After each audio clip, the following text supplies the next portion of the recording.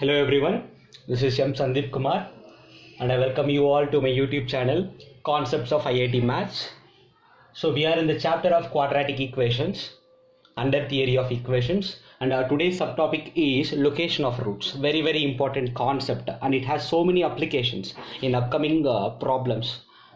So first, to make sure that you have understood this concept very clearly, you just make sure that you are listening the video from starting to ending, and certainly I'll guarantee you that by end of the video you'll get very good clarity in this topic.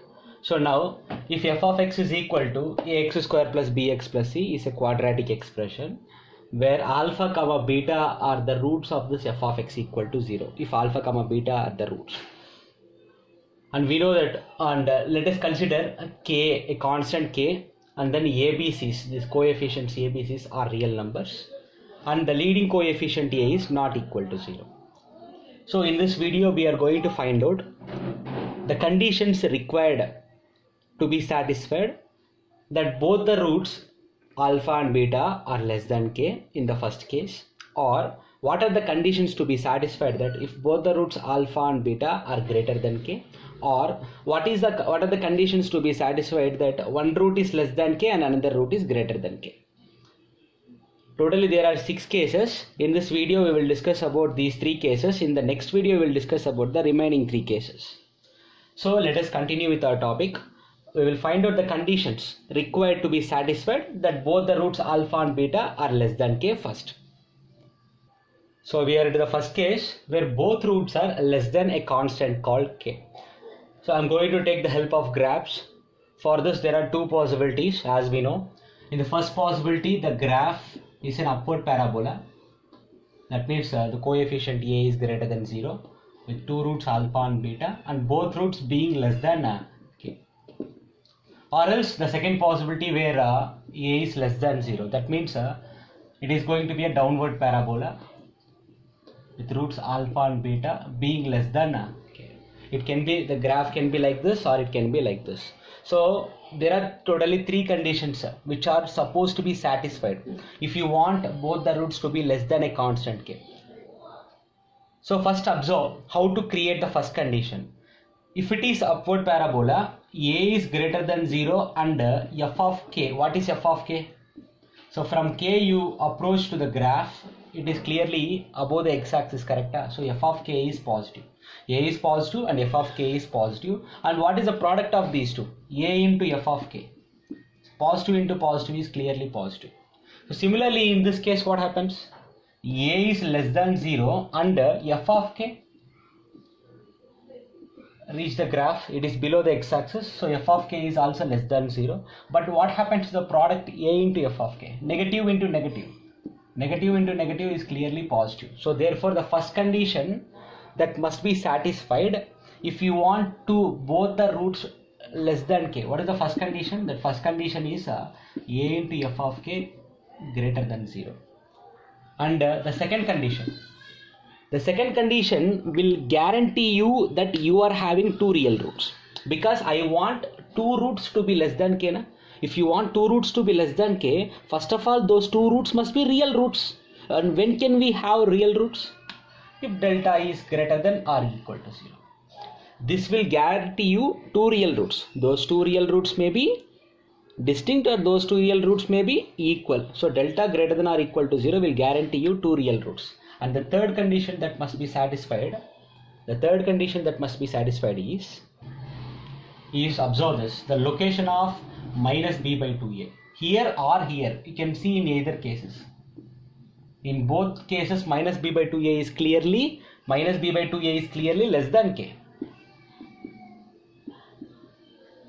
So we are supposed to use these 3 conditions to find out the final condition. I mean where k must be, in what intervals the value of k can be, so that its roots are less than k. We have to use these 3 conditions. If you use these 3 conditions, we can find the intervals of k. We can find where k lies.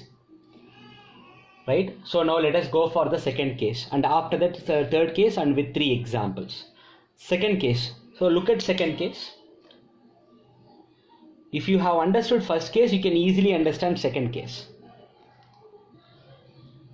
What are the conditions to be satisfied if both roots alpha and beta are greater than k? So once again, let us go to the both possibilities. Here, what if a is greater than 0? So we know that it is an upward parabola intersecting the x-axis at 2 points. Not always, but let us take alpha comma beta, and both the roots must be greater than k. So k comes here. And if it is a downward parabola, that means a is less than 0. And here is the graph of it. Alpha and beta and k coming here. So what is the first condition? What is the first condition? That both roots are greater than k. So number 1, observe here. A is greater than 0 again, and again f of k. From k, if you reach the graph, it is above the x-axis, right? F of k is also greater than 0, which means a into f of k is greater than 0. Positive into positive is positive. And here a is less than 0 and f of k is also less than 0.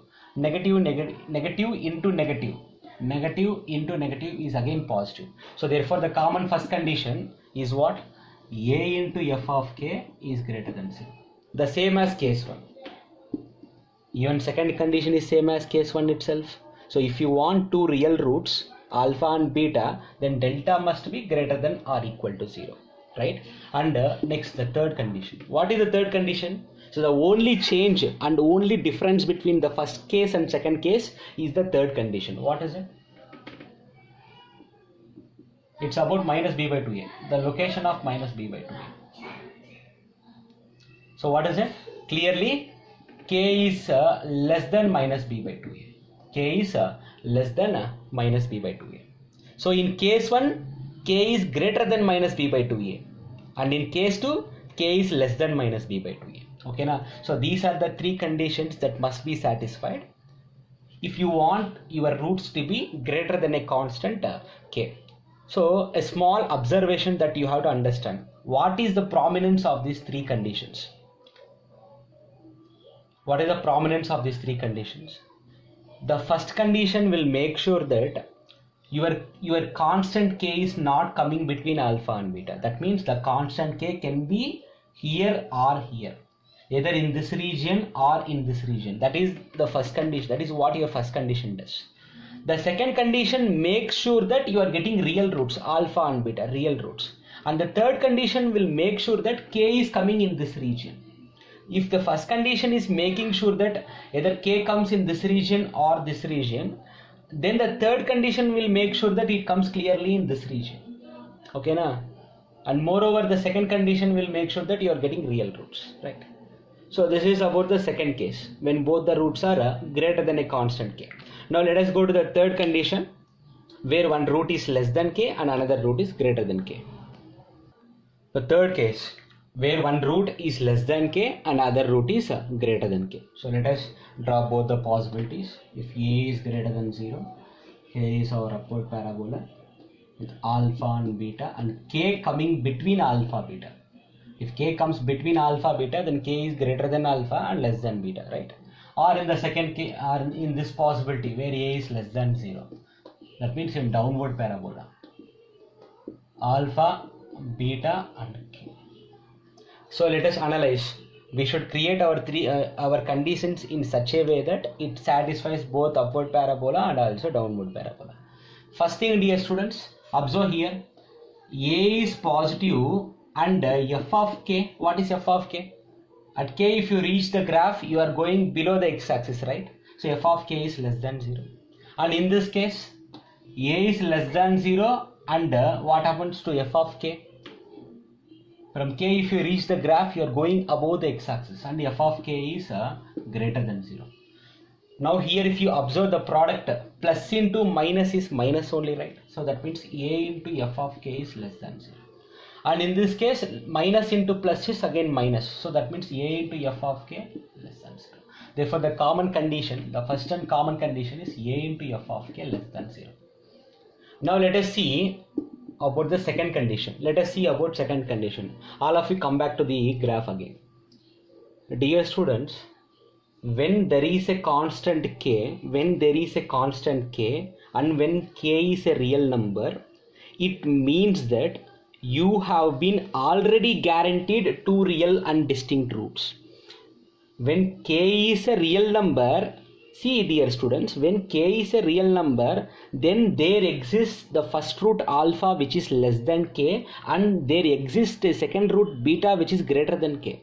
So this will guarantee you two real and distinct roots already. Here you have already got two real roots. There is no need of taking the second condition delta greater than or equal to 0. No need at all. There is no need of taking delta greater than or equal to 0. What about third case? The relation between minus b by 2a and the constant k. I'll tell you one thing. See dear students. Imagine that k is here. If k is here, then it looks like minus b by 2a is less than k. Correct or not? What if k is here? What if k is here? Then it looks like minus b by 2a is greater than k. So which means that we are not sure about the position of minus b by 2a with respect to k. I don't know whether minus b by 2a comes greater than k or it comes less than k. Therefore third condition is also not required. So the only condition which is required to make sure that one root is less than k and another root is greater than k is a into f of k less than 0. This condition is enough. This condition is enough to make sure that k comes between alpha and beta. So therefore, once again dear students, in case 1 we have 3 conditions, in case 2 we have 3 conditions, and in third case we have only one condition. That is enough.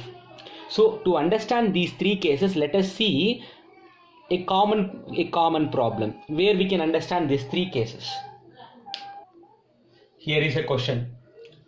Let x square minus of p minus 3 into x plus p equal to 0, where p is a real number. This is a quadratic equation. Now we are supposed to find the value of p such that in the first case both roots are negative. What must be the values of p, possible values of p, such that both roots are negative? And in the second case, what if both roots are positive? And in the third case, one root is negative and another root is positive. So let us use whatever we have discussed now to derive the required conditions. First we will start with a. If both roots are negative, then what are the possible values of p? So let us see here. So first of all, the coefficient of x square is 1. It is an upward parabola. It is an upward parabola, right? And the roots are alpha and beta, and it is clear that both roots are negative. Dear students, if both roots are negative, then where does 0 comes on x-axis? 0 must be clearly greater than alpha and beta, correct? On x-axis 0 must be greater than alpha and beta. Then only alpha and beta can be negative numbers, right? So therefore what can we say? What is the first condition? Let us derive the first condition. A into f of 0 is greater than 0, correct? That is the first condition. A into f of k greater than 0, where k value is 0. So a means coefficient of x square, which is 1, and f of 0, in place of x if you substitute 0 square minus p minus 3 into 0 plus p, that means you'll get only p here. F of 0 is nothing but just p only.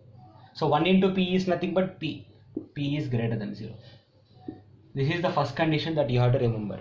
P is greater than 0. So next let us continue. The second condition must guarantee us two real roots. That means that delta must be greater than or equal to 0. Delta means we know that it is b square minus 4ac, greater than or equal to 0. Now look at the quadratic equation. B square, b is the coefficient of x. So b square means minus of p minus 3 whole square. B square minus 4 into a is 1 and c is p, greater than or equal to 0. So minus square will become plus, and what is p minus 3 whole square? Using a minus b whole square expansion, p minus 3 whole square, a square minus 2ab plus b square. Next minus 4p is greater than or equal to 0. So here you will get p square minus 10p plus 9 greater than or equal to 0, and if you factorize this you will get p minus 1 into p minus 9 greater than or equal to 0. Remember this is the second condition. And the third condition will say that minus b by 2a is less than 0, correct? That is the third condition. The third condition says that minus b by 2a is less than 0. So I'll erase it anyhow.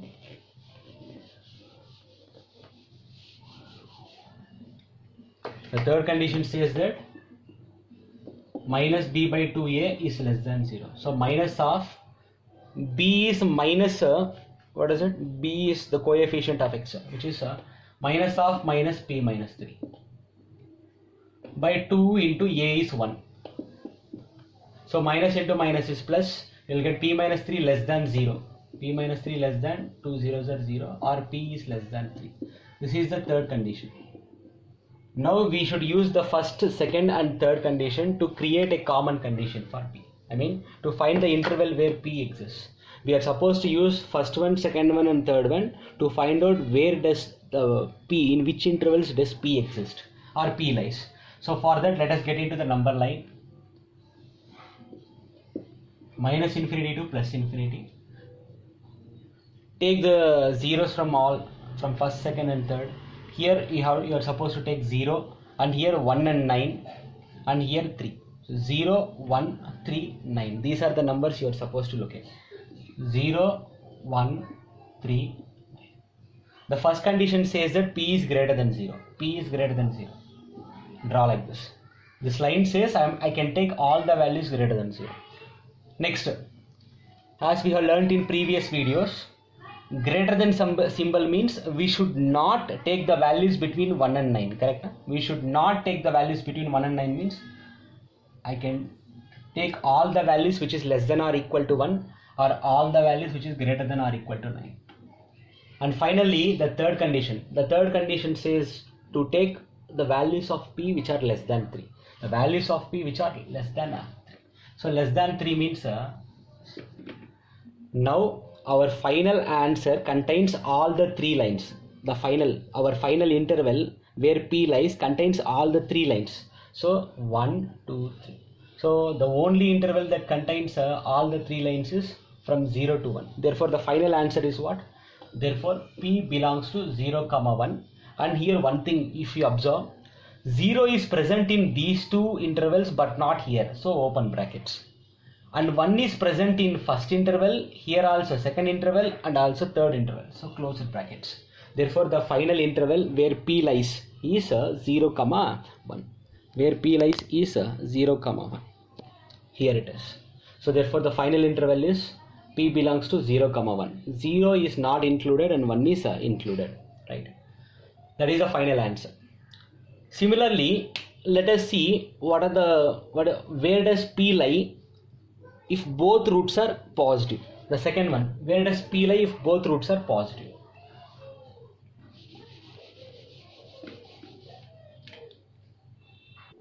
So that is the second one, right? What are the conditions to be satisfied where both the roots are positive? Both the roots are positive means what? Clearly coefficient of x square is greater than 0, therefore it is an upward parabola. Since both the roots alpha and beta are positive, both alpha and beta must be greater than 0, right? Both must be greater than 0. So therefore the first condition, a into f of 0 must be greater than 0. So where a is 1 and f of 0, in place of x if you substitute 0, you will get only p. So f of 0 means p. So 1 into p is greater than 0. That means p is greater than 0. This is the first condition. Next, the second one says that delta is greater than or equal to 0. We have solved it already in our previous problem and we have got p minus 1 into p minus 9 greater than or equal to 0. And third one says that minus b by 2a. Look at the location of minus b by 2a. Minus b by 2a is greater than 0 itself, na? So minus b, that means minus of minus p minus 3. Minus of minus p minus 3, that means p minus 3 divided by 2 times a means 1. So cross multiply, p minus 3 is greater than 0, that means p is greater than 3. Take the common condition of these three intervals, go to the number line. 0, 1, 9, 3. So in increasing order, 0, 1, 3, 9 in increasing order. So the first condition says to take p greater than 0. The second condition says do not consider the values between 1 and 9. Don't take the values between 1 and 9 because greater than symbol, na? Don't take the values between 1 and 9. So that means take the values away from 1 and 9, including 1 and also 9. The third condition says take the values greater than 3. So now observe and say in which intervals do we have all the 3 lines? In which interval do we have all the 3 lines? In which interval do we have all the 3 lines? So clearly here. So therefore p belongs to 9 comma infinity, and you have to ask, should I include 9 or not? Should I keep a closed brackets or open brackets for 9? 9 is present in the first interval, it is also present in the second interval, it is also present in the third interval. So use a closed brackets for 9 and an open bracket for infinity. Therefore p is in the interval of 9 comma infinity if you want both roots to be greater than 0. That means if you want both roots to be positive, p must be in this interval. And finally the third one, so this is the second one where both the roots were positive. Now finally the third one, if one root is negative and another root is positive. So let us see that one also. So if one root is negative and another root is positive, so let us take the graph. And it is an upward parabola because coefficient of x square is positive and 0 comes between alpha and beta. Then only one root will be negative and another root will be positive. Here we have only one condition, right? And what is the only condition that we have to use here? A into f of k must be less than 0. This condition is enough to guarantee that one root is negative and another root is positive. So A means coefficient of x square, which is 1, and f of k value is here 0. So f of 0 is nothing but, in equation you substitute x means 0. So 0 square minus of p minus 3 into 0 plus p. So that means you will get only p less than 0. That's it. This is the answer. So therefore p belongs to minus infinity comma 0. So if the value of p lies in this interval, then one root will be negative and another root will be positive. So I hope you have understood the concept with the examples. If you like this video, please like it, share and subscribe, and don't forget to click bell icon. In the next video, we will continue with location of roots, where we will be looking at the next 3 cases, the remaining 3 cases. Thank you. We'll continue in next class.